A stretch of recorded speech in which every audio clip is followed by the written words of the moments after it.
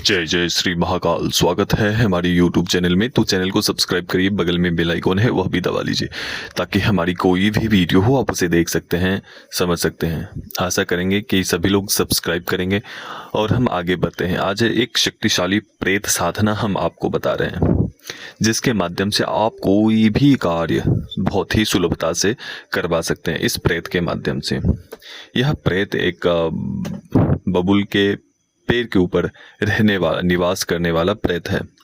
यह प्रेत अनेक प्रकार की कामनाओं से परिपूर्ण होते हुए यह प्रेत है। ठीक है, कोई भी शक्ति आपके पास क्यों आती है? एक तो मंत्रों के बल के माध्यम से उसे खींचा जाता है, उस ऊर्जा का निर्माण किया जाता है, उस ऊर्जा को कन्वर्ट करके पॉजिटिव अपने अनुकूल किया जाता है। ठीक है, दूसरी प्रक्रिया होती है वस्तु के माध्यम से, भोग के माध्यम से अपना कार्य करवाना। लेकिन आपके मंत्र में इतनी क्षमता होगी तभी तो आप उस शक्ति से संपर्क स्थापित करके अपना कार्य करवा सकते हैं। तो ये जो बता रहे हैं आपको, वो हम साधना बता रहे हैं, ना कि हम भोग देकर क्रिया बता रहे हैं। तो यह साधना है एक शक्तिशाली प्रेत की साधना। यह प्रेत साधना 11 दिनों में 101% ये सिद्ध होंगे ही होंगे, किसी भी हाल में, चाहे वो कैसी भी स्थिति हो, आपको इसे 11 दिनों में सिद्धि मिलेगी ही मिलेगी। बस साधक ऐसा होना चाहिए, साधक दिलेर होना चाहिए, साधक ऐसा होना चाहिए अपने गुरु के प्रति और आपके जो पास मंत्र दिया है उसके प्रति पूर्ण निष्ठा से किया हुआ कार्य, ठीक है, अपना कर्म, तो उसमें 101% सफलता मिलती ही मिलती है। ठीक है, तो यह शक्तिशाली प्रेत की साधना है। आपको कुछ भी विशिष्ट सामग्री नहीं लेने हैं, आपको लेना है क्या कह सकते हैं, आपको भोग में आपको चाहिए होंगे उड़द के पकौड़े। ठीक है, उड़द के पकौड़े लेने हैं, 2 बतासे लेने हैं, बतासों के ऊपर 2 लौंग रखने हैं, 2 बतासे 2 लौंग, 1 बतासे के ऊपर 2 लौंग, 1 बतासे के ऊपर, तो दोनों लौंगों के ऊपर 2-2 लौंग रखने हैं आपको, वो अपने समक्ष रखना है। वो रखने के बाद से आपको जो सामग्री, जो आपके पास दीपक होगा और अगरबत्ती होगी, धूप होंगे, वो अपने सामने रखना है, अपने समक्ष रखना है। ठीक है, क्या सब आपको लेनी है? पहले तो आपको उड़द के पकौड़े बनाने हैं स्वयं अपने हाथों से।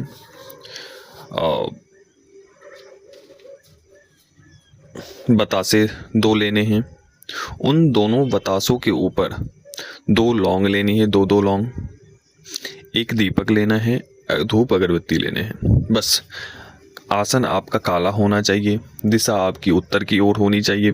समय आपको रात्रि 11 बजे के बाद कभी भी बैठ सकते हैं, 10 बजे के बाद कभी भी बैठ सकते हैं। ठीक है, लेकिन एक समय चुनाव करें। अगर रात्रि 10 बजे के बाद आप बैठते हैं तो रात्रि 10 बजे के बाद ही बैठना है। ऐसा नहीं है कि पहले दिन आपने 10 बजे बैठा है तो दूसरे दिन आप 8 बजे ही बैठ जाए, 6 बजे ही बैठ जाए। ऐसा साधना नहीं होता, एक समय काल होता है। ठीक है, उसमें 5-10 मिनट इधर उधर हो सकते हैं एक, ठीक है, लेकिन अधिक गैप नहीं होनी चाहिए साधना में, साधना के टाइम में। ठीक है, तो ये सभी सामग्री लेनी है। पहले दिन विशिष्ट अनुभव नहीं होंगे, दूसरे दिन हल्का फुल्का होगा, तीसरे दिन थोड़ा बहुत अधिक होगा। जब आपके इसी प्रकार के अनुभव होते होते अगर आपको 11वें दिन आप निकाल लेते हैं, 11वें दिन जब आप साधना के ऊपर बैठते हैं तो वह शक्ति आपके प्रत्यक्ष रूप से आपको दिखेंगी और आपसे वो बात करेंगी। तो साधक को उस समय उस शक्ति से वार्ता करनी है, बात करनी है और शक्तियों से आपको वचन लेने हैं। पहले तो 7वें 8वें दिन वो आपको बहुत परेशान करेगा कि उठ जाओ, यहाँ से भाग जाओ। बहुत प्रकार के, अनेकों प्रकार के प्रेत दिखेंगे आपको, आपके आसपास कोई बहुत सारी शक्तियाँ दिखेंगी, बहुत बड़ा बड़ा व्यक्ति दिखेंगे, लंबे लंबे कदों के, हष्ट पुष्ट शरीर उनका है। कोई शेर, बाघ आदि दिखाई देंगे आपको।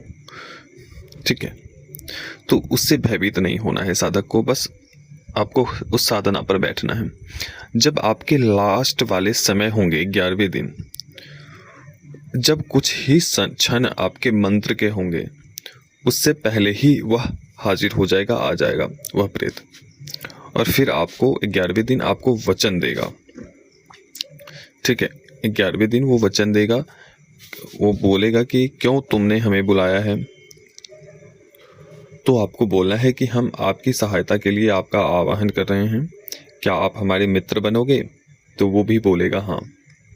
तो उसके बाद आपको बोलना है कि आप हमें वचन दीजिए। तो वो बारी बारी से वचन देंगे। ठीक है, वो वचन लेकर के आप कोई भी उनसे कार्य करवा सकते हैं। ठीक है, उसके बाद से वह प्रेत आपका गुलाम बन जाएगा।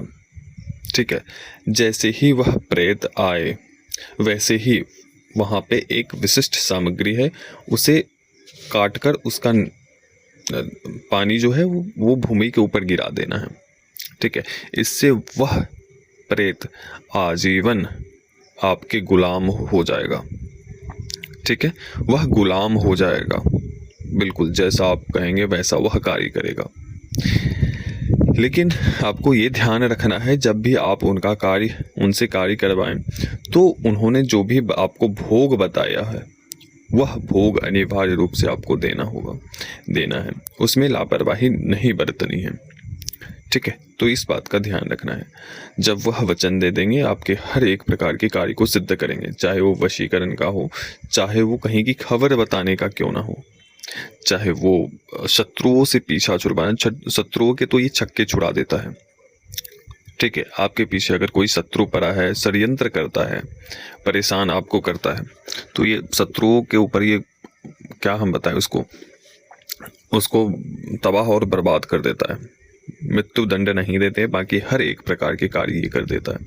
ठीक है, ये तरपाता है। ठीक है, शत्रुओं को। दूसरी बात कि इस प्रेत के द्वारा आपका काम धंधा व्यापार में 4 चांद लगा सकते हैं। आपके काम धंधे में बहुत गिरावट है, ना के बराबर कोई कस्टमर आते हैं, कोई दुकानदार मतलब कि आपके दुकान में सामान खरीदने के लिए आता है। इसके माध्यम से अपने दुकान के पास अनेकों ग्राहकों की भीड़ ये खड़ा कर देगा। तो ये बहुत ताकतवर है। देखो, शक्ति कुछ भी कर सकती है, लेकिन शक्ति जिसके पास है उसके पास बुद्धि होनी चाहिए कि उस शक्ति के से क्या करवाना चाहता है, क्या करना चाहता है। ऐसा तो नहीं है कि आप कोई जादुई बीन हो, जादुई छड़ी हो, जादुई वस्तु हो, रगड़े और सामने आकर आ जाएगा और वो एक चुटकी में मूवी जैसे वो कर देगा। ऐसा नहीं होता है। सबकी एक प्रक्रिया होती है। ठीक है, अगर आप भोजन बनाने के लिए अपना बल भी आपको लगाना पड़ता है। ठीक है, भोजन ग्रहण करने के लिए भी आपको अपने हाथों से भोजन करना होता है। तो आपको अपना कर्म करना है। ठीक है, आपको अपना कर्म करना है।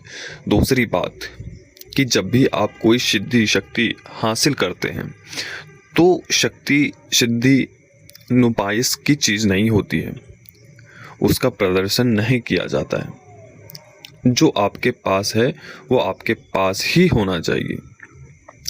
ठीक है, जब व्यक्ति विपरीत स्थिति में पहुंचता है, उस समय शक्तियों का प्रयोग किए जाते हैं उस बड़ी बड़ी बाधाओं से निकलने के लिए।